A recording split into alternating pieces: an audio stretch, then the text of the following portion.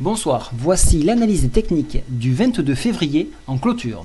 Alors comme vous pouvez l'entendre, je vais beaucoup mieux. Donc maintenant nous allons pouvoir étudier l'analyse. Alors avant de commencer, je vais parler donc des points clés pour demain. Donc à 10h, le climat des affaires allemand. Et à 14h30, les revendications du chômage aux États-Unis. Donc voilà, ça c'est vraiment les deux points clés et ils sont très très puissants.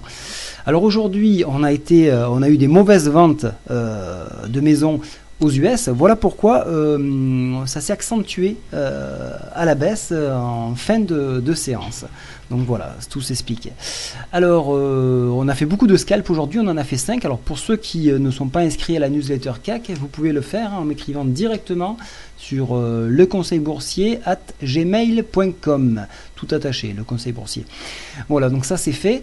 Donc maintenant parlons de l'analyse technique. Donc ici nous avons un bon point bas, un bon point fort, mais ce ne veut pas dire que les birs ont gagné. Attention, on est soutenu à la fois par la MM7 que vous voyez ici en jaune, la médiane ici, cette oblique qui est toujours valide, et la MM20 ici.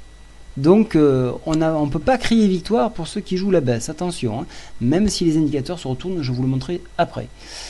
Pour les haussiers, alors que reste-t-il à faire?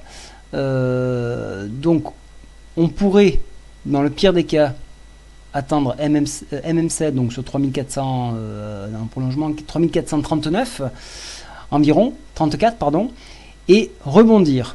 Ou pour les plus courageux, rebondir sur le point donc ici, 3447, et repartir d'abord sur un sommet ici, cette zone ici, à 3463. Alors attendez, je vais tracer un petit peu plus de droite. Et donc après, revenir chercher le haut de la Bollinger sur 3490 environ. Alors, la Bollinger commence de s'écraser, comme vous pouvez le remarquer. C'est très faible, mais c'est pas encore significatif, mais bon, c'est à remarquer. Voilà, donc ça, ce sont les bornes. Donc pour les haussiers, pour les baissiers, donc si vous attaquez tout de suite, on pourra shorter jusqu'à MM7, donc sur le même point, et trouver les points d'enfoncement ici. Moi, j'aurai une tendance à la baisse maintenant.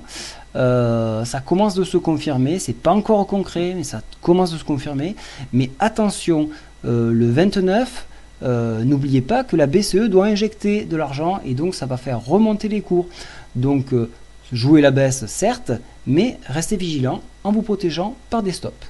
Alors au niveau des indicateurs oscillateurs, alors vous avez remarqué que j'ai rajouté une petite flèche rouge ici.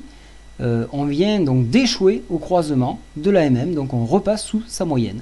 Donc ça c'est un signal négatif. Voilà, premier histogramme rouge, après avoir eu un bref aperçu dans le vert.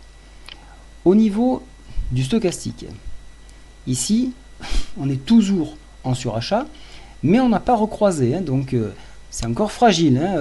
Une vraie confirmation se fera au croisement. Donc on est vigilant encore. RSI 63, ça y est, on descend, donc pas de tendance générale. Le William R, j'ai encore oublié de le changer. Je mettrai un autre indicateur demain, promis, je vous le jure.